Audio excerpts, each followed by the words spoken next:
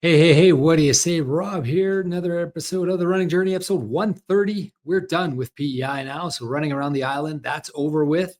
Life's back to normal. This episode is going to be all about two things. First off, we're doing a recap episode of the Hecla Half Ironman Provincial Championships or Western Canadian Championships, I believe they're called, where my brother, Simo, and Victor Louet, three gentlemen, finished top three on the podium.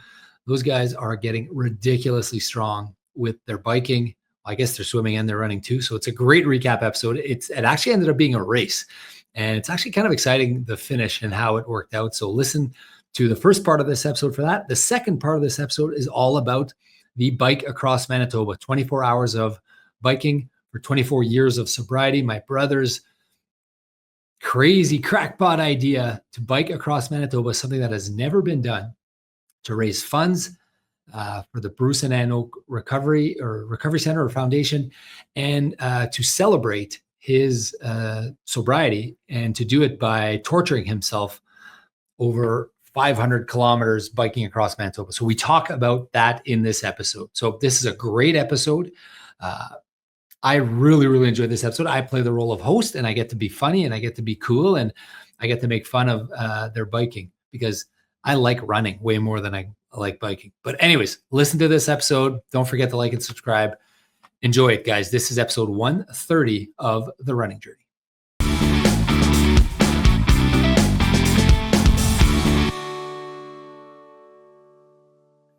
Hey guys, welcome to The Running Journey. I'm Rob. Today's special guest, we got a guy that we've talked about before, but he's back. He's back. Charlie, you're here too. My brother is here, the second half of The Running Journey. Great to have you here, Charlie. Yeah, nice to be back. Nice to see you again after a couple of weeks. Yeah, you must be tired. Yeah, I'm pretty wiped out, yeah. I'm not wiped out. I feel like I want to run 10 marathons right now. The problem is I can't. That's the problem. I should probably introduce our actual guest, before I kind of teased him. But you're seeing him if you're on YouTube. If you're listening to him, none other than the third place finisher at the Provincial Long Course Triathlon recently in Hecla Island, and freaking contributor to The Running Journey, Simo. Welcome back, Simo. Chris Morissette, thanks for being here. Thanks for having me. Happy to be back as well. Those of you that don't remember, Simo did the backyard with Charlie and I. It's kind of, we met him at the Treehorn Marathon last year, and then we did the backyard together, and then he started becoming an animal on that bike. Him and Charlie have been biking a ton. So for you guys both, and Charlie, you finished second.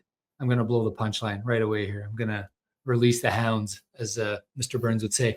Second at the Long Course Triathlon. That was last weekend, I guess. Yeah, like 8 days ago in Hecla. That's a race. It was only 8 days ago, man. It feels like years ago. It does feel like forever ago, I'll be honest.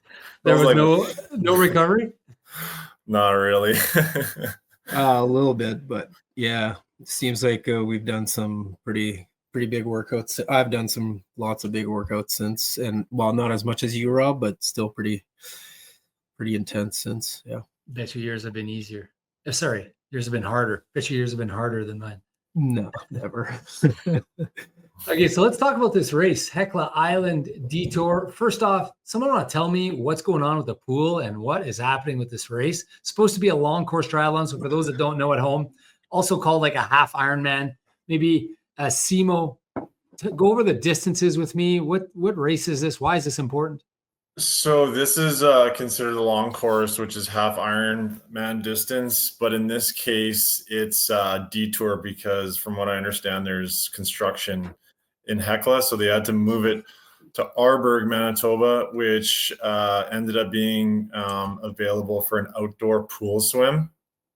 And the distances are not quite full iron, half Ironman or 70.3 distance, because I guess the roads or whatever, however it worked out, was about 80K for the bike instead of 90K. And then it was 4 loops of 5K, 4 5K loops, which ended up being 20K instead of the 21.1 or whatever it's supposed to be.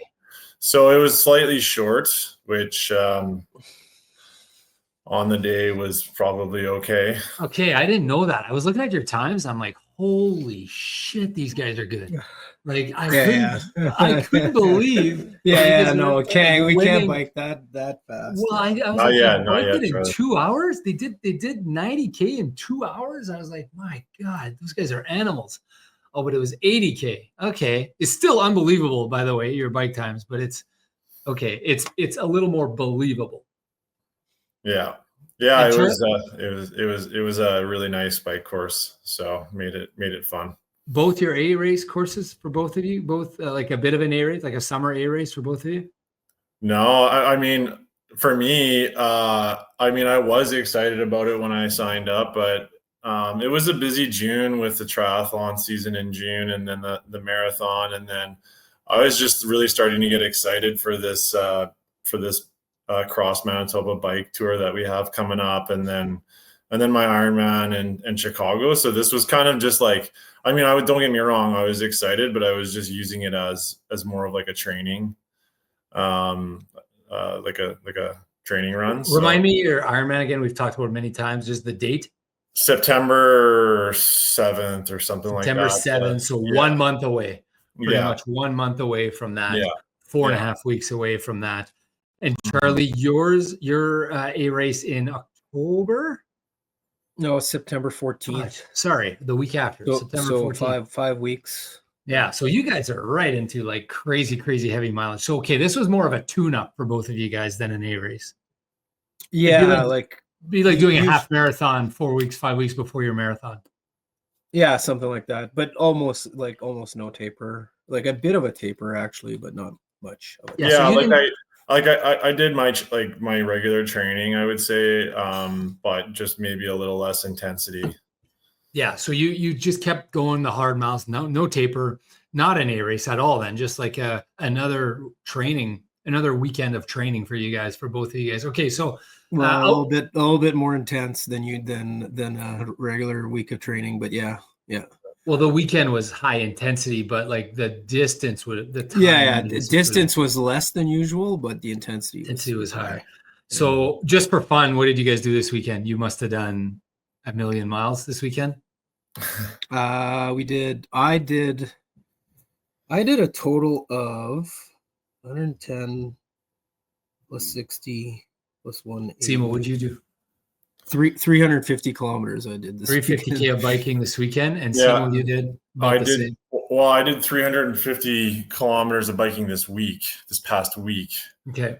And running, I don't know, it's not as much as Charlie, I don't think. But that's a good, like, what, 10 hours or whatever of biking or more, maybe? So something like that. That's crazy. You forget. So all of you guys at home that are thinking of doing Ironman, well, this is what you do when you do an Ironman. You don't have to, I guess, do 10. You don't have to do that much, but if you're a crazy person like Charlie and Simo, that's what you do. Okay, so let's get back to this race. So anyways, big race coming up for you guys. Exciting times for you guys. 4 or 5 weeks out is the most exciting time.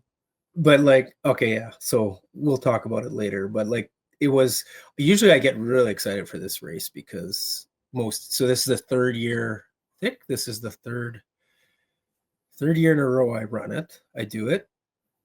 And I usually get really excited. This year I was a little less excited for some reason, but we can talk about that later. But it went well. No, go ahead right now. Well, because we got our big bike tour or bike across. Okay, so talk about that real quick because we're going to lead into it after this. But maybe drop it right now. Yeah. So next week, next Saturday, we're planning 3 days from now we leave. Yeah, so we're planning on biking across Manitoba in 24 hours or less, hopefully less. How much less? Yeah. Like 1 hour less or like 4 well hours? I mean, it depends on the weather, if it rains, things like that, but yeah, the unknown is the best part, right? Yeah. So you're thinking like 28 kilometers an hour, nice easy bike pace. I mean, depends on the wind, but I think 28 would be like maybe 30 because we're going to take lots of breaks, right? So I think if if the forecast holds up and the wind is like it is, I think 30 will be pretty manageable. Have you checked the wind? I don't even know. What's the wind looking like? Don't look. It's not good. It's just too early to. It's I just- think too. Yeah. Oh, it's like checking your pro line in the second. Checking quarter. your pro It's line. way too early. There's a strong west wind right now. Okay, so we would start over there, Yeah. in theory. Oh, that's common for Manitoba, I think, right? Very common. Yeah. Yeah. I mean, maybe not as strong as this though, but we'll see.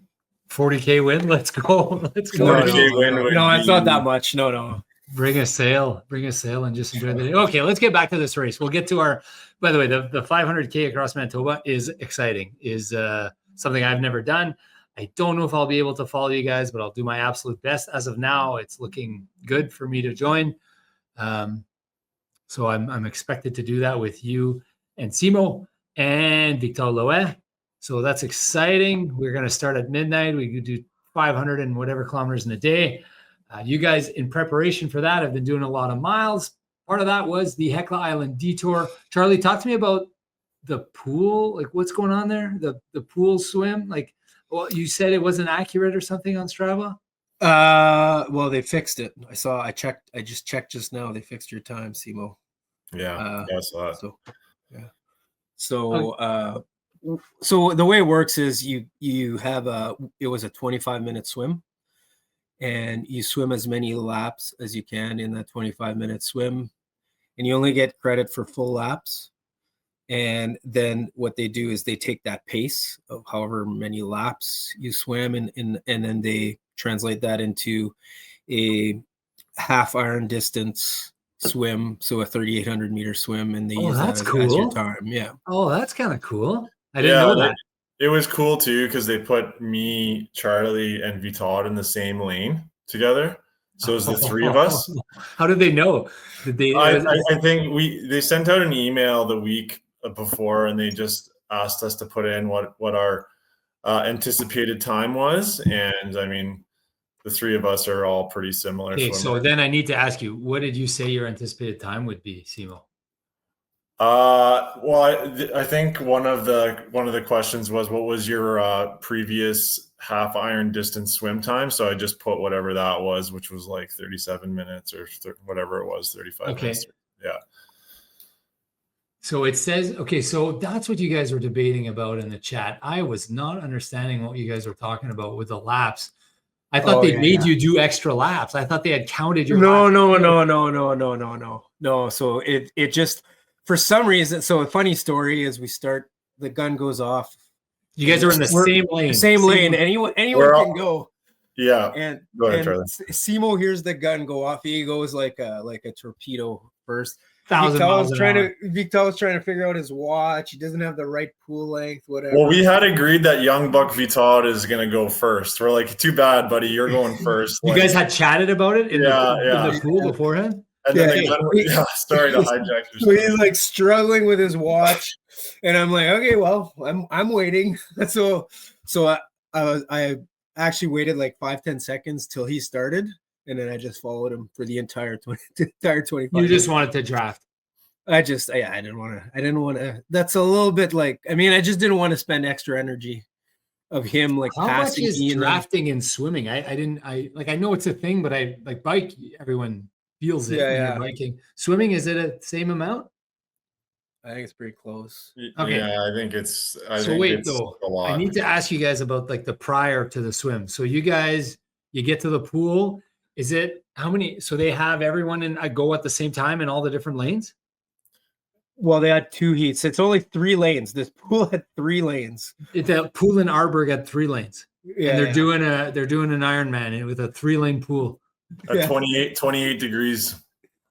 It was 28 degrees. Pool's a million degrees. Water No wetsuit allowed. No. So the first heat goes, then they finish. You guys were not in the first heat. No. It was a slower heat, the first heat. And there was a rule, so for safety purposes, you had 5 minutes between your buzzer and getting to transition, and your clock only starts when you actually start transition. Oh, so you had 5 minutes of rest between. Basically, it was a free 5 minutes of rest. How far was transition? It was very close. So you finish your swim, you get up out of the pool, you kind of sit there for 30 seconds, you get up, you still got 3-4 minutes before you get to transition. You walk over there. Yeah, you're supposed to walk over there, And then you just wait for your Yeah. 5 minutes. Yeah, I guess Took the me a idea lo- is- I walked very, very slowly. Oh yeah, And it took me forever to get out of the pool too. So if you got there earlier, they would start transition, or no, they wouldn't start until 5 minutes. As soon as you cross that line, there was like a mat to say you're entering transition. Then your transition time would start. But what was Charlie the thing and I- about, you had a free 5 minutes though, if you wanted it. for If safety. you wanted it, so Vital went like right away. Like he took like a 1 minute break or 2 minute break. Oh, Vito. Well, I guess And you then didn't me need and it. Simo, like we had talked about it the day before. We took our sweet time. Oh yeah, Checking the watch. I went for a piss. So I was like, I'm Yeah. not entering T1 until I really need How to. tight did you guys go to the 5 minutes? Well, no one was 4:30? monitoring the 5 minutes, so it was pretty tight. It was honor system. Honor system. I think he was below 5 minutes for sure. Okay, Yeah. okay, but you Pretty wouldn't close. risk going like 6-7 minutes because then that might start your clock. You were worried it might, or no? 'Cause Yeah. Anyways, Yeah. so you guys all did the exact same swim then, or am I wrong on that? Well, Simo ended up doing an extra 2 laps, 2 laps. Okay. 50 meters extra, Okay. 1,375 meters. Mhm. 1,375 meters. So his time And- was 34:33 And instead of. Vital did 0.9 of a lap more than me. And you didn't get the. You didn't. But touch it didn't count. His last one didn't count. Oh. So I followed him the entire time, and then like with like 30 seconds left, he just all of a sudden like drops me like I'm not even moving. He was trying to get one more in. One more in because he knew there was 1 minute left, so he started sprinting. It was a 25-meter pool. Yeah. 25-meter pool. So with 1 minute left, he started sprinting, and he And just stripping. I was pretty tired by then, so I was like it's a long swim, 1,300 meters. It's like it's a long swing. I was tired, and then I got dropped, and he tried to do that last lap, but he didn't quite get to the end. So we ended up getting the same time while he swam an extra 20 meters and like Looks like- led me the whole way. It looks like a And- lap would have been worth about 40 seconds or so because Simo finished 2 ahead. About 40, 45. Okay, sorry, you were going to say, Simo?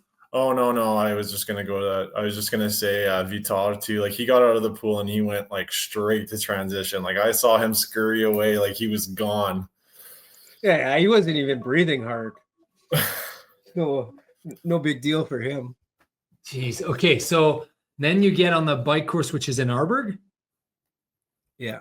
Yeah. Yeah, and the three of you kind of got to the transition at the same time, but Vital would have been 4 minutes ahead of you guys because you went pretty quick. Mhm. So Simo, do you want to talk about the rules that they told us about biking in town and how well you followed those? Well, yeah. So I guess because of all the different waves of athletes coming through, because we had to do 2 40K loops, they asked us to on the second loop we have to go around a bus loop and then come through like close to where transition is, and they're telling us like we need you to slow down to 20 kilometers an hour, and then they're going to tell you if you can go or not, because there's going to be traffic coming, and the traffic coming from transition has the right of way. So if there's traffic, you are actually supposed to stop and let them come ahead. And okay. I don't know. I So just luckily, disregarded that. neither of us got into traffic and didn't quite slow down to 20 kilometers an hour. So you're passing through, and then the transition people are coming out of their transition. The ones that are doing like the regular Olympic, there's triathlon, like an Olympic, the a sprint, the yeah, duathlon, all that. Yeah, So I they're just coming- went full gas right through there. Yeah, you're going 42K an hour. Just right that's there. that's why you were so far ahead of me, Simo. I slowed down to like 15 there. No, just kidding. Okay. I Hey, didn't but slow wait, down at all. wait, on your transition, Simo, you had a 38-second transition versus a minute 14 for Charlie. So I put socks on. You put socks on. Okay. for the bike, and Simo just went no. So I mean, I was pretty slow. I'll admit I was pretty slow, but okay. But I mean, pretty fast transition. Vital 55 seconds, and you two 38. So Simo's in the lead here because of the swim. He gets a really fast transition. You get on the bike. You guys have 80 kilometers on the bike to do. This is obviously no drafting, right? It's an Ironman, so it's no drafting. No drafting, yeah. But there was a guy that we didn't mention here that was way ahead after the swim. Nathaniel Pormelouler. No, he was tied with me and Victor. Amy Martin, Lynn Clark, James. So Brent Button, he ended up not finishing, DNF. but his swim was like 6 minutes ahead of us or something. Yeah, the guy's a beast, and he's a beast of a rider too. 28 minutes. And we both knew that he was a really good cyclist too. Yeah, he had a 203 cyclist. So in my head, like, I wasn't beating that guy. But anyways, we'll get into it. Okay, but so you do the swim, you're all biking at the same time because everyone finished their swim at the same time. So you just have to add the minutes that you're behind in your head is what you were doing, I guess. Yeah, we're trying to figure out. Like, it's really tough. It's tough. I knew Simo had a minute and a half on me on the swim. You had calculated the 40 seconds per lap. So I knew I had to make up a minute and a half in total to him. Where did you think you would make it at all? You didn't think you'd make it? I didn't think. I was like, so halfway through the course, and I'm like going so hard here, and I'm having I'm having a great bike ride. And every time I see Simo, so every time he started transition like a couple seconds before me, right? And then he got out faster. But every time I'd cross and at the end, and I'd see him, his lead was getting bigger. I was like, how the holy man, I guess he's won. In my head, this came in my head. I'm like, good for Simo. He won this triathlon. I was thinking this is a bit of a dick move right now, Charlie. Yeah, sorry, Simo. No, hey, it's all good. I thought you had it at I'm not offended. Well, I don't know how he could have possibly lost. That was my mentality too, and we'll get into the run part, but yeah. But I was genuinely happy for Simo at that point. I was like, I'm not catching him. Like, there's no chance. Can I ask you both, before the race, you guys were talking, you guys are obviously, did you guys both think that you were kind of podium guaranteed, or in the hunt for a win, or was that on your mind? Yeah. I mean, I think so, and we kind of saw the start list before because they sent out like all the spreadsheet with the swim times. And I mean, it's never a guarantee. I mean, there's good athletes out there. I mean, like you had to work hard to get what you get there, and but obviously it's always a goal for me, anyways, to be on the podium. So okay, and between you, Charlie, and Victor, Simo, were you like thinking? I'm just trying to get in your head here. Sorry, guys. Were you thinking that like I'm the favorite, or Charlie's done way more of these than me, I'm just going to try to follow him? Or did you have a thought, or were you? No, I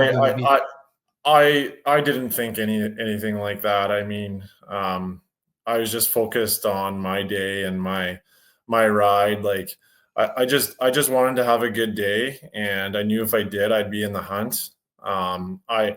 I wasn't thinking, for sure I've got it over this guy or that guy. That's for sure. Like it's not the way I process things. You probably thought though that you were the stronger biker or strongest biker, or among the strongest bikers, Simo?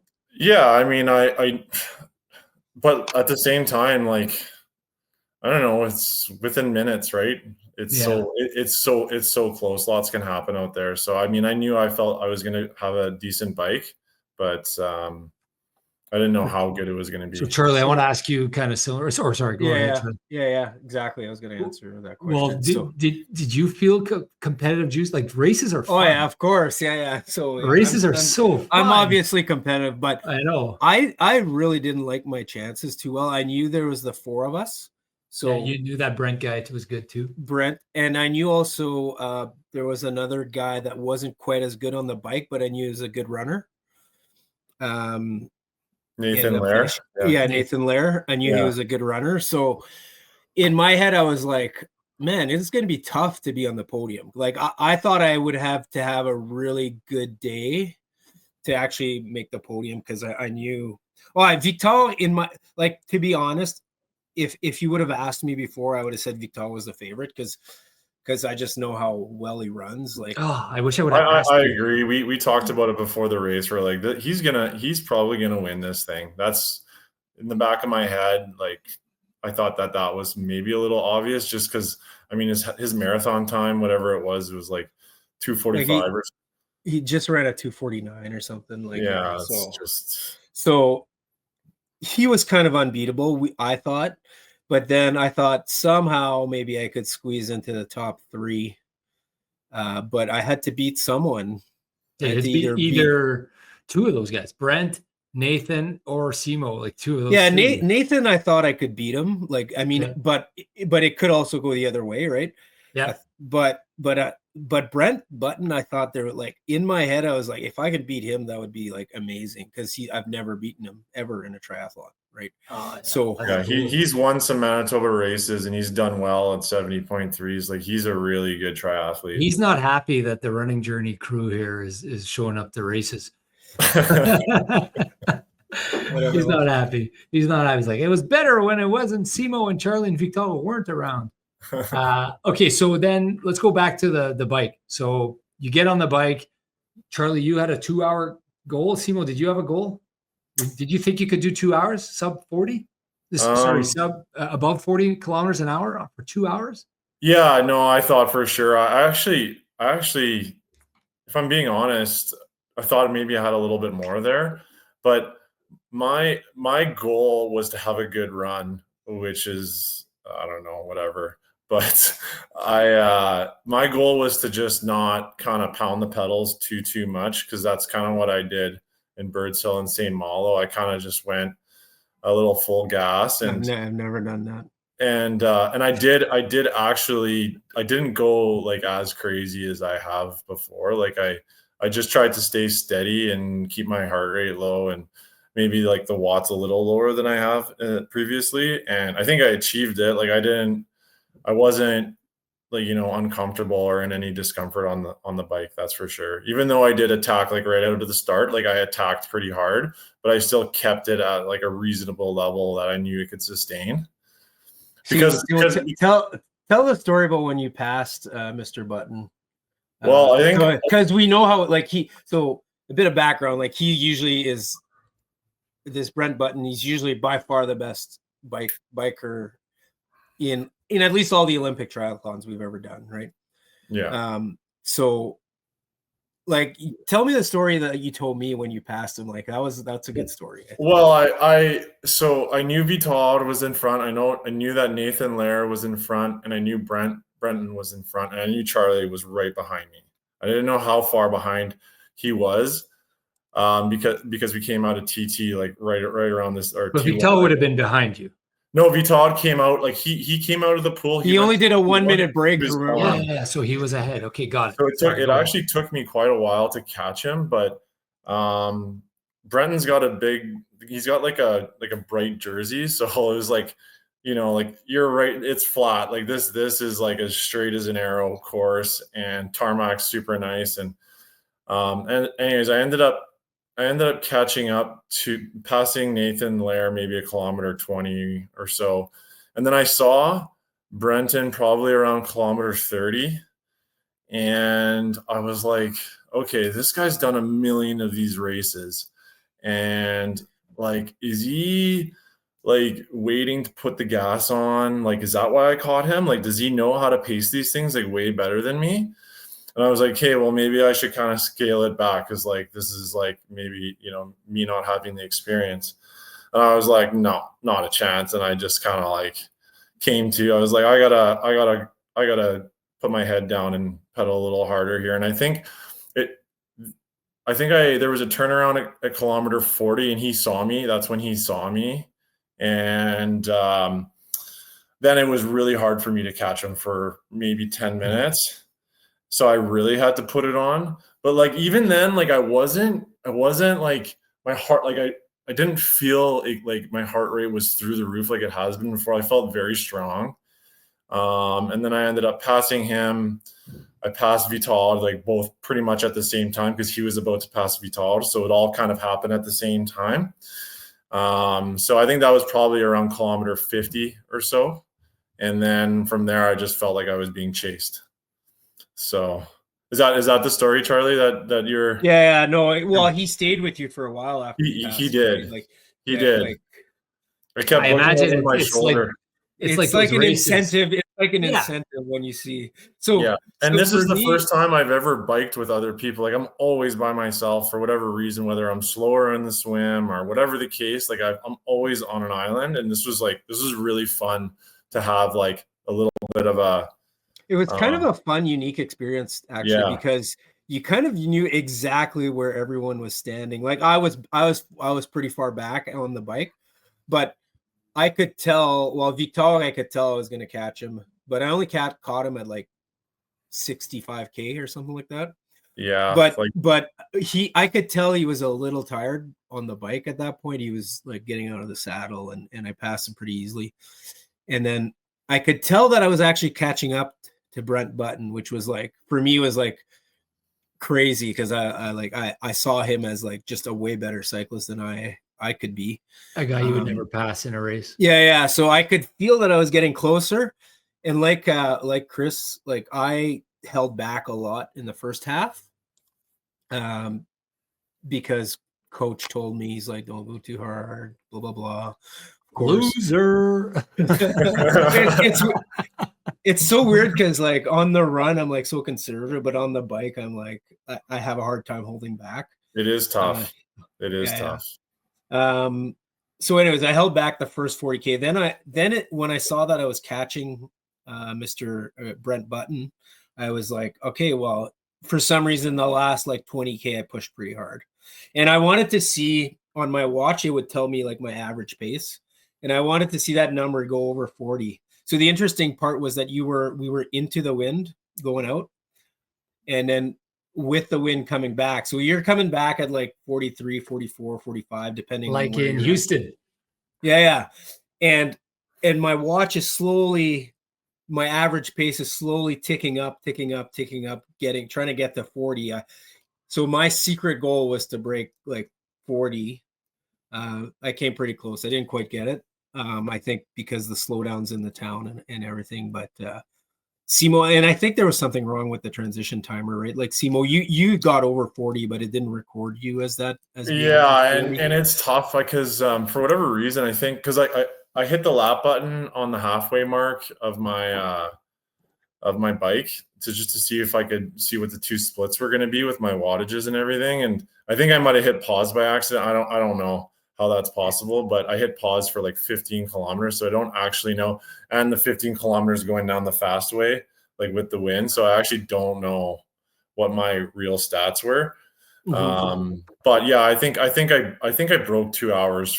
Like, I think I was faster than 2 hours on the bike. I don't know. Cause Jared Spire was saying the same thing too. Cause he did the Olympic in under an hour, but like the time said it was 60 minutes and 30 seconds or something like that. So anyways, I think that trend, that the timing, Matt, was like 30 seconds or 40 seconds of a jog into it before. That makes sense. Yeah. So it would have been, so your bike says 2 hours flat and 30 seconds, and it was probably 1:59:50 or 40 or something like that. Potentially. Yeah. And Charlie, you were 3 minutes behind. 2.5 minutes behind. 2 minutes and 7 seconds behind. 2 minutes and 7 seconds behind, and you actually passed your the former host of Corner Gas, Brent Button. I didn't pass him on the bike because he started. He started slightly before me. Okay, but you had a better time than him. Yeah. I did not pass him on the bike. You passed him. Whatever. Yeah. So you had a faster bike. But hey, at this point, he's still 6 minutes ahead of me in my head, though. Right. And now you have Victor, you could see kind of struggling a bit on the bike.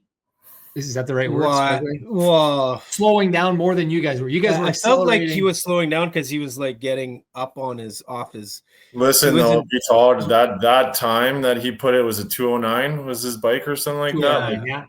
Like that is unbelievable time, like considering like he doesn't have a triathlon bike, like he doesn't have he's got a road bike. He's got a road bike with aero bars and with aero bars, but still, Like it's very, very impressive. Put that into context for I barely know what you mean, but for listeners who aren't bikers, like, why is it so impressive? Like, Well, you it's did it just 2 hours. his bike position and his aero, like his drag, like his CDA, and like CDA you is have to, coefficient of drag.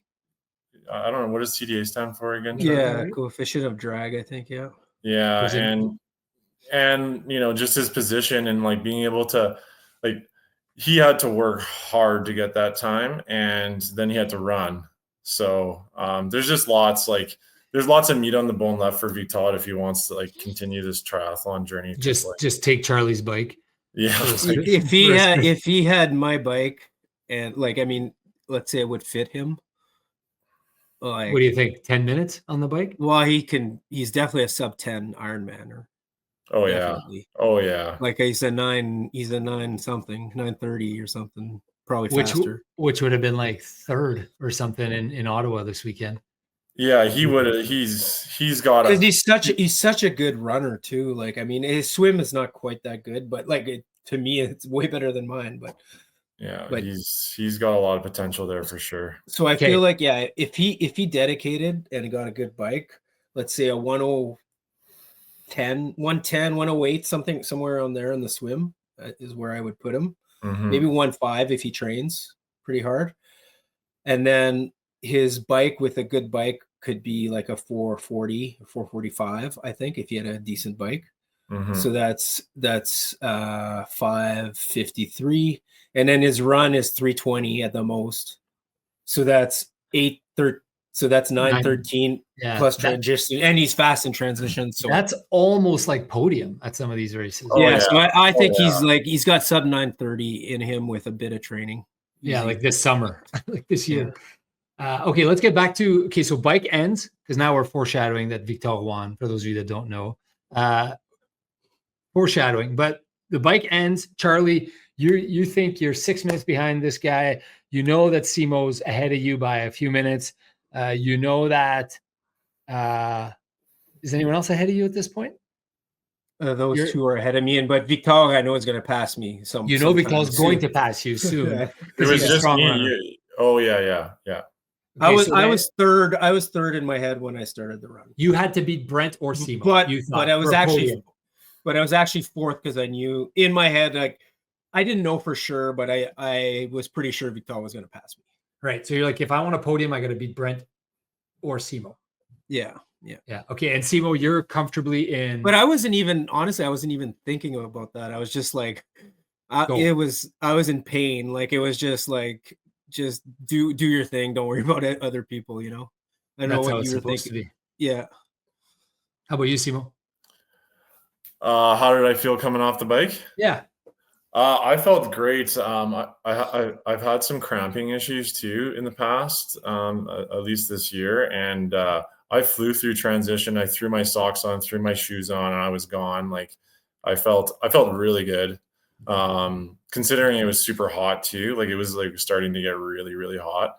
And yeah, I left transition, and I still, like, I looked behind me, and I hadn't seen anybody come into transition behind me. So I knew I had like a little bit of a gap. Couple minutes at least. Yeah. So you felt pretty good. Yeah, until I didn't. Okay, so now the run starts. Charlie, did you have a goal in mind for the run? Did you know you wanted to break? Yeah, so kind of, I was hoping to be sub 5 minute per K, which isn't that fast, like, I think, but so 140. Yeah. But I had some hopes that maybe if I felt good, that I could do something like 450 a K, which would have been like I guess it's 23 minutes. So it's like 136. So that was kind of the stretch and the hope. But I was more like, it was hot. So like, I mean, you kind of adjust and you just play it by ear in that case, I think. Right. But I did have the hope of 140 was like my real goal. So, okay. So, because it was only 20K times. Right. 25. It's a cheater half. Yeah. Like, this is a real cheater half. It is. Well, in triathlon, you're allowed to do that, by the way. You're allowed to have like a bit of a different the distance doesn't have to match exactly. I saw the time, Victor, and I didn't know that it was 20K, and I stared at it for like 20 minutes. I was like, that guy did a 126 at the end of an hour. I couldn't stop thinking about it. Like, what the hell? Yeah, but he would have done a 130 or a 131. 130 is way different than 126. Yeah, no, there's a big difference between 126 and 131. But still, he would have done a 131. And once he passed me, he probably realized it was over. So I think he passed me on the second lap or third, whatever it was, and like he knew it was done. So he didn't even have to really put the gas on at the end of the race either. Yeah, he told me he did struggle in the second half. Like his first half, he did it in 40 minutes. He did the first 10K in 40 minutes. 25, yeah. And then he told me he definitely, he fell apart, but I mean, 24:19 for his last loop. Yeah. So I think maybe he just kind of cruised it in there, but yeah. Okay, so Charlie, which would have been better than any of my loops still. But when did he pass you, Charlie, Victor? I think it was the second loop. Okay, and then he passed everyone the second loop. So when maybe the third loop? Was it the third? Yeah, it would have been the third loop probably. It would have been the same for both of us. It says here that he got into third place at the end of the third, at the end of the start of the third loop. Okay. Yeah, that makes sense. Yeah. So then at some point, Charlie, you saw that Brent quit, I would imagine. He DNF'd. You saw that at some point? Well, so I passed him on the first loop. Okay, so you kind of... So I was like, oh, he must be falling apart because 31 minutes he did on his first loop. Because that means I gained already like 3 minutes in like half a loop. So I was like, oh, okay, so he's having a real hard time. There's something wrong or whatever. Yeah, injury. So I was like, either he's gonna have a really long day or it's gonna be a DNF. So I kind of in my head, even though he's 6 minutes ahead, I was like, okay, I think I got him. I mean, for the podium, whatever. So then I was okay, good. I got the podium. I just kind of relaxed and kept going. And I'm guessing you finished. So when did you see Simo? And Simo, did you know Charlie was coming behind you? Oh yeah. So like every time you came out of transition, right? I came out of T2 and you know how like you're like, you start running and you're like, oh my God, I'm so slow. And then you look at your watch and it's actually like pretty fast, like faster than you think. I feel like this always happens at triathlon. That happens in triathlon, I find, when you start. You're barely moving and then it's actually decent time. Yeah. So I started running and like I was running like 7:45s and I was like, okay, well, this is faster than I want to go. Those are miles for those listening, not kilometers. Yeah. And but like my heart rate wasn't too bad, and like I actually felt pretty good. So I'm like, well, I know that I'm gonna have to see these guys at a turnaround because there was lots of turnarounds. How many of them were there? 3, 4? 1, 2 for each loop. 3. Yeah, it was a long. There was 3 per loop. Yeah, so you saw them everywhere. Yeah. So in my head, I was like, I'm in first place. I know I've got a gap, especially since I started a little later on the bike. I'm like, I've got a little bit of room here. I'm like, but I'm also like, it's like it was starting to get hot. Anyways, on the first turnaround, I didn't want anybody to see that like maybe I was going to give them like a little bit of space. Like I wanted to like make sure like I put a little bit of pressure at the start and then back it off a little bit. So I did a second mile at 7:45 pace or 7:50, whatever it was. And I'm but also like Simo, can I just interrupt you for a second? Yeah. Like, also, you were thinking Vital, you were thinking to win still at that point, right? So, I was definitely. So you were like, okay, well, I know Vital is going to be fast. I know I got a few minutes on him. Yeah, I'm like, you got to go hard to have a chance, right? Exactly. So I thought there was zero chance I was being Vital. So that's why maybe I was a little more conservative at the start, for sure. Yeah. So I saw these guys on the first turnaround, and I was still feeling good. Saw them on the second turnaround, and then I was like, okay, I'm gonna back it off a little bit, and then I still felt okay, and then like I finished one loop, which is 5K, and I'm like, okay, I'm like the lights are starting to turn off a little bit. The sun was beaten down. Like I was really, really like starting to struggle and like mentally. And I saw V Todd high stepping it, and I'm like, this guy, he's coming. So then on one of the turn, I'm like in my head, I'm like, he's catching me 100%. So I'm like, how dark do I want to go here? Like how deep do I want to dig? And like it was like, I don't know how hot it was, but it was pushing 30 degrees for sure. And Charlie was coming by, and I go to Charlie, and I'm like, V Todd is high stepping it. And Charlie looks back at me, he goes, he's coming. And like within, I don't know like how long, I was in the lead for a couple of laps anyways, and that was didn't last very long, and lights were starting to turn off, and then I went into major damage control. He did those first loops at 4 minutes per kilometer. Yeah. Yeah. That's really fast. And then Charlie, when did you like, oh, I can maybe catch Simo? When did that start happening? So I didn't think at all it was going to happen the first 2 loops. Like, so I felt like Simo, because I guess you started out pretty fast. Like I wasn't gaining anything on Simo at the beginning. Looks like you guys had the same times first 2 loops. And also I knew that I needed to beat him by at least 2 minutes to have a chance, a bit more than 2 minutes to have a chance. Right. Plus the swim. Well, that's what I mean. I had to pass him. Yeah. And then beat him by 2 minutes in my head. Oh, sorry. Got it. Yeah. So I it didn't really enter my mind too much until like the 3rd loop. I started seeing that I was actually catching up a little bit, but even though you were slowing down a bit, I was slowing down. Yeah, I was slowing down, but I was so actually, yeah, that's the thing that's the order of things that happened. I started slowing down, so I was like, okay, I guess I'm done. I guess I'm not. I mean, I'm just gonna keep doing this and see what happens, right? Like, but then I realized that even though I was slowing down, I was still like catching up a little bit because it was so hot, right? Like everyone was.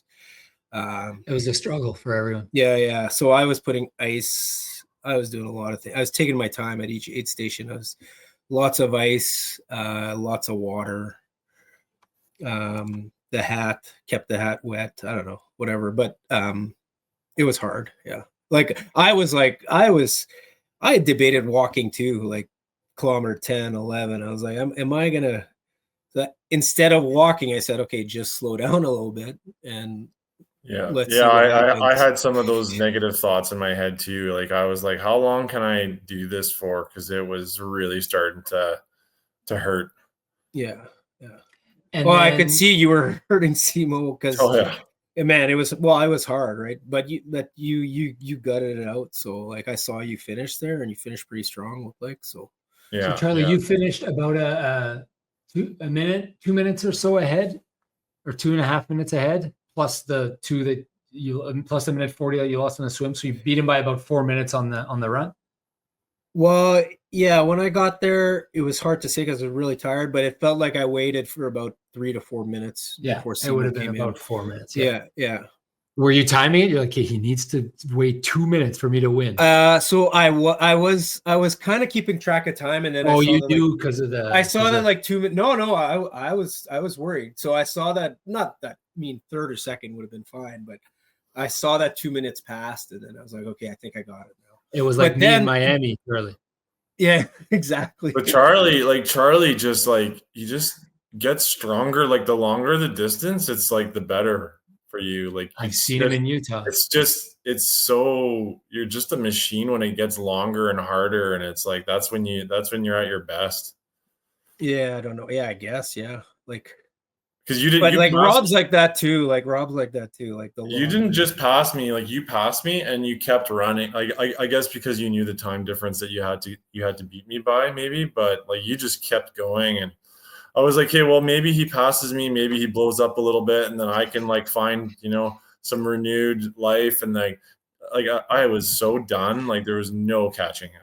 You didn't think did you even think, okay, I'm just going to follow him for a bit here and just stay on his heels? I had nothing. No, he couldn't do it. Yeah. No. So all I did was like I just ran, like, I didn't even think of like, I know I'm saying now I was super competitive and I was thinking about if I was going to win or whatever, but while I was running, I wasn't thinking of any of that. I was just like, what's the best time that I can do right now? And No, and so I know that, Charlie. I know that it's kind of a byproduct, but I know you're like me and I know it's there. It exists. I was in the back. aware of it. I was aware of it, but I was like, the only thing I can control is like what I do. Yes. So it was like, what's the best way I can run this race right now? And so the second half, I slowed down, but my second half, both my loops were the same time. So I slowed down, but I stayed consistent. That's you ran the perfect race. Yeah. Cool. Well, that's no, awesome. it worked out well. Okay, so race finishes. You three are called up to the podium, and you're like, "Holy shit, we swept!" Well, wait. Well, so there's a thing though, right? Because we had to wait so long because they had to calculate the swim stuff. And so we didn't really know exactly who had won yet. Like it took so long. Like we kind of figured it out. And I remember I told Simo, okay, I beat you by like a minute and a half. I told him that. And then you get the results and he's like 5 minutes behind me. Oh, because they screwed up the laps. Yeah, they screwed up the laps, right? They didn't give you credit for the extra 2 laps? Well, they actually docked me. It was a 4-lap gap. They had me at 2 laps less. They had him at 2 laps less, but he was really 2 laps more. So, okay. So Not sure you sent an angrily worded email? No, I sent an email. I don't know if you did, Simo, but I sent an email. I said, hey, by the way, this is wrong. It doesn't really matter. Doesn't really matter, but like for his time, maybe. It was tough to look at, that's for sure. Yeah. No, I didn't. I go to the pool on Tuesday mornings and I suffer for hours. Yeah. So you guys finish, you get the podium, you sweep the podium. Yeah. And it must have been a pretty cool feeling. 3 best Ironman in the province. Yeah, it was fun. Yeah, that's awesome. Oh, I forgot to mention one other part of the race, actually. I don't know if Simo, you were thinking about this, but all of a sudden at the end, this Nathan Lair kid who can run, he looked like he was running almost as fast as Vital. He wasn't running as fast as Vital, but he was running too. He was running pretty fast, and I knew that I thought he definitely swam faster than me. I didn't know. So I thought for sure he had, because usually he beats me in the swim. So I thought he had like 2 or 3 minutes on me on the swim. You thought it was possible that he'd pass. So I was like, oh man. And he was gaining on me. And then the last 2 loops, I thought I still had him. But I was worried about him coming and catching me too. Nice. I was worried as well. He was high stepping it. And I'm like, this is not good. Yeah. Finished in last place, I guess. This needs to end. So Vital Louet, I will say this to you. I'll steal this from my brother because it's his line, but I guess it's in Ironman. It's bike for show and run for dough. For sure, I think. Oh yeah, 100%. It's a golf line for those that don't know. It's like drive for show, putt for dough. Yeah. Okay, so then you finish and you're like, oh my God, we are the ones doing this cross Manitoba bike. We're ready. We're trained. Let's lead it. Yeah. It was interesting because it was like the 3 from the cross Manitoba bike and 1, 2, 3. So yeah, and I would have finished in the top 3 also had I been there, obviously. But I mean, you probably run for dough. Yeah, run for dough. Run for dough. Yeah, you would have ran a 128. You would have been right there with Vital. I would have. Well, my bike, my barefoot bike is pretty strong. Yeah. Who knows how the bike would have gone? But you guys are now full all in for this weekend. That is like in a few days here. We're leaving. What's the plan, Charlie? What are we doing? Where do we start? What's the wind? Fill me in here. Well, what's happening? I'm gonna check the wind, but it looks like we're gonna start at the Kola, Saskatchewan, Manitoba border. Okay. Kola, Manitoba. Total distance across is just over 500K. 490 or so K. Okay. Yeah, because we're taking the scenic route through Winnipeg. Okay, I guess we're in no hurry. I guess we got all night. Yeah, no worries. Yeah. It's a joke. So 500K. 7 kilometers. It'll be faster through the city for sure. Yeah. What time are we going to be through the city, you think? Like afternoon, like 2 or something, depending on how fast we go. So let me pull up my handy landy handy dandy spreadsheet calculator. My bro and spreadsheets. So there's 4 of us going. I am the ankle bender with the 3 podium finishers here. I intend to pull my weight when needed to, but if it's not going great, I intend to get pulled by these guys, and I'm okay doing that. I have no ego in this game. By the way, getting pulled, for those of you that don't know, means the guys in the front or gals in the front are biking and they're using their shield so that you can draft, so that you can kind of get pulled. 20 to 30%, Charlie was telling me. So I have no shame. If I have to get pulled, I'll get pulled, but I'll try to finish with you guys. What is your sprint? You're 100% going to finish. This is a mission where we're all going to do it together. There's no time. It doesn't matter. Like, let's just finish and do it together. Yeah, totally. Yeah. We're doing it all. Yeah, no, I'm not too worried. I'm not too worried about it's just if I can't go, if I don't get the clearance to go ahead of it or ahead of time or whatever, then I'll be along for are you dealing with some injuries from your PEI run or no? Or your feet? Feet are awesome. I could they're do 10. I could do swollen or what? I could do 100. I think I could do a 305 right now. Oh wow! Or 310. Maybe. I think I could do a 405. I didn't take one Advil, one Tylenol, one stretch. Incredible. One cream. That's crazy. One. You're just building like that resilience, I guess, with all these runs. Like I was telling Simo, like every time he comes back from this thing, you're like indestructible after. Like that's kind of. Yeah, so I had an argument with foundation base building. Yeah. I mean, you need both. You need the speed, but like these types of things, they build you up to like. For sure. Yeah, this was different. This was not like the last 2 years. This was like I was going for a jog every morning. It was it was different than the last 2 years. Yeah, but like so I was listening to some of the podcasts and you're like 9 days in and you're running a 406. Yeah, it's pretty impressive, I think. Thanks, Charlie. I appreciate that. Back to your spreadsheet. We're starting west if the wind is from the west, which it appears it might be. I know, Simo, you got to run here shortly. So let's do a quick rundown of what we're doing. Plan. People want to know how often we're going between biking, what we're going to eat. You know, what are we doing? Like 2 hour shifts, 3 hour shifts? Yeah, about 2 hours at a time. 50 to 60 kilometers at a time. Okay. Then breaks. Just to get off I think just to break it up and to break the saddle, maybe eat some food, real food. I think Simo, you might have some ideas too.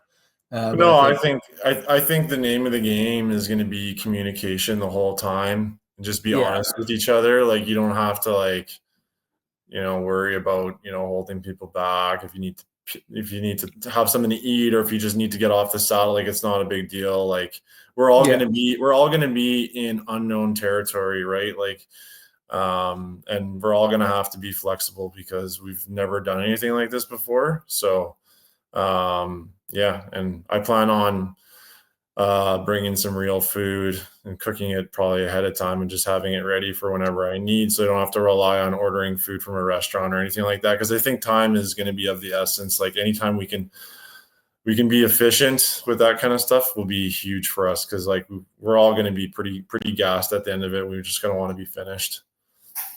I like that it's a team, like the team, like it's almost like I don't know if you ever played those turn-based or there's real-time based games where you got like a warrior and a battler and this and a mage and everyone's got to go together and you have to get all 4 through together, and you don't win unless you get all 4 to the finish line at the same time. Yeah. And that's what this feels like. We're gonna have to use our strengths, and I feel like I might be a wizard, and you're Charlie, you're like the barbarian or the battle or like or Simo maybe is the bar, and Charlie, you're like if I'm thinking of I'm the dwarf. You're the dwarf. I don't think you can see. So this is a reference to this. Oh, you can't say this. No, this is a reference to a character in the game that Charlie and I played called Battle. What's it called? Wasn't it Hero Quest? Hero something Quest. like that. Board game. Wizard, elf, barbarian, and then a little person. So elf is definitely Victor. Elf is Barbarian. Victor. He's the barbarian. I'm for sure the wizard. And I'm the dwarf. It has to be. Yeah. So that's who we are, and we're gonna get there as a team to the finish line. So food, we got our parents running the RV. Might get some help from someone else, or maybe a Marco or something like that. But Simo, your dad and My stepmom, your maybe. stepmom, are coming out, and my parents are coming out. They were unbelievable help for me over the last 2 weeks when I was going through PI. So we're pretty lucky to have them. We're gonna stop at restaurants, Charlie, or no? No, I don't. I mean, so. there's a few stops. Like I'd want to have, like, it'd be nice, I think, to stop for like a meal somewhere. I mean, we don't have to. I like Simo said, we're flexible. We can change as we go. But I think if it would be nice to, like, at supper time to maybe stop and have a meal. I don't know what you think, or maybe that's a bad idea because then we're like done and we don't want to start up again. I don't know. So we'll play it by ear, right? Yeah, we'll play it by ear.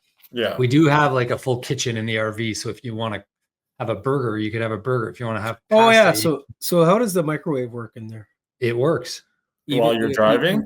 While you're driving, yeah, you can run it for sure. Yeah, off the generator. Oh, you have a generator. Yeah. Okay, perfect. So your dad doesn't need to bring the generator. Okay. No. Okay. He was asking about that. So no. So like when we were when my son was playing his PS4 on one of the road trips, he was like a little upset because he hadn't had time to play in a while. He's like, I just want to play my PS4. I need to collect this thing for the points for. Is that your son? My son, Alex Sound. Yeah. So I'm like, plug it in the back and it'll run. But Marco told me it's not enough volts or watts or whatever the heck. So I had to run the generator while I was driving just so he could play his PS4 to collect the points for the Fortnite season or whatever the heck it was. So new skin. So yes, you can definitely run it while you're driving. And that's good. It uses the same gas as the gas tank. So. Oh, perfect. That's great. But that's like a liter an hour, I think, or 2 liters an hour. It's really not. Sorry, so it's like a built-in generator? Or what? Yeah. Oh, I never used it.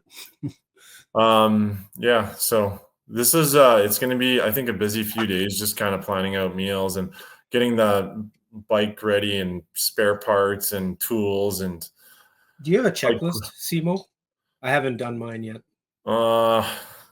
So I am relying on you guys for that. Like I'm relying on you guys for bike shit and whatever I need. My bike, I don't even know if I can put my bike together. So like I'll do that, but you guys have to do the rest, right? Yeah. I'm gonna figure out. I'm gonna learn how to change a tire in the next few days. You're gonna need your drivetrain to be in good working condition, Rob. Take it to the car. Take it to the car wash. Take your bike to the car wash and clean it. Like just spray it with the spray out. I think that'll do some good. And all that. And if you want, I can give me your chain and I can give you a wax, or if you have time for a tune up, or I can give it. Go ahead. Yeah, I can give. I'll grab your chain and I'll give you a wax job for your. Love wax jobs. Love wax jobs. Love it. Okay, Simo, I know on my chain. We're getting tight on time here, Simo. So anything else you guys want to add for either the race or for the race specifically first? Pretty impressive, guys. Like it's just like, thanks. Appreciate it. I think it was just super fun. Just to compete with Charlie, the last couple of races and Vitod and just be out there.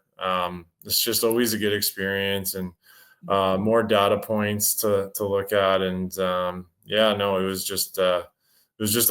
ended up being like a super fun race, really well ran considering they had to pivot from Hecla. Like kudos to whoever had to organize that, because that was super fun. It couldn't have been easy. And it was great day. Right on. Charlie, anything you want to add?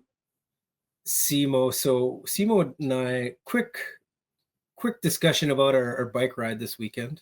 Yeah, that was awesome. So Simo and I went for 5 hours, and we did some big deal. KOMs all over Western Manitoba, no big deal.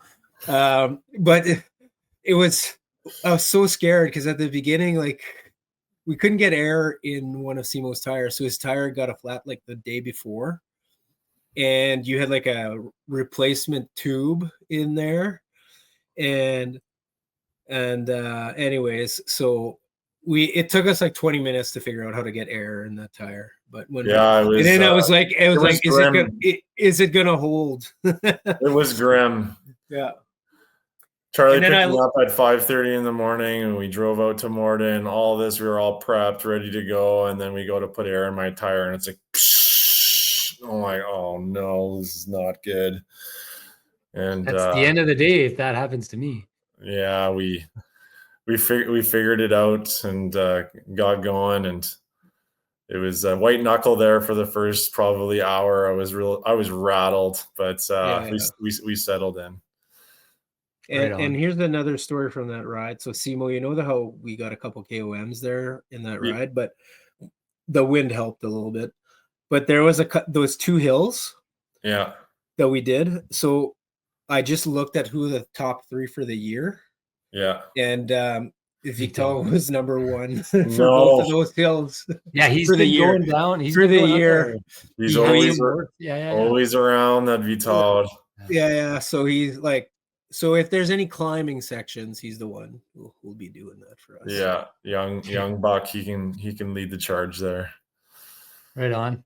Yeah. Okay, well, good. Well, hey guys, that's it then. We'll wrap this up for now. Thank you guys for tuning. Thanks for listening in. Follow close because next week we'll either do a during the day episode. I might be in charge of that, recording 5 minutes here and there, piecing it together for an episode, or we'll do a recap episode after the fact. But we will bring to you how this 524 hours of sobriety for 24 years of sobriety for Charlie is going to work out. So that is coming. Next episode will be that. Don't forget to like and subscribe, guys. Take 1 second and give us a 5-star review. It does help us. It means a lot to us. Send this episode to your biker friends or crazy guys in your life that like guys or gals that like biking. That helps us too. All right, guys, that's it for now. Remember, more bike miles, less pace.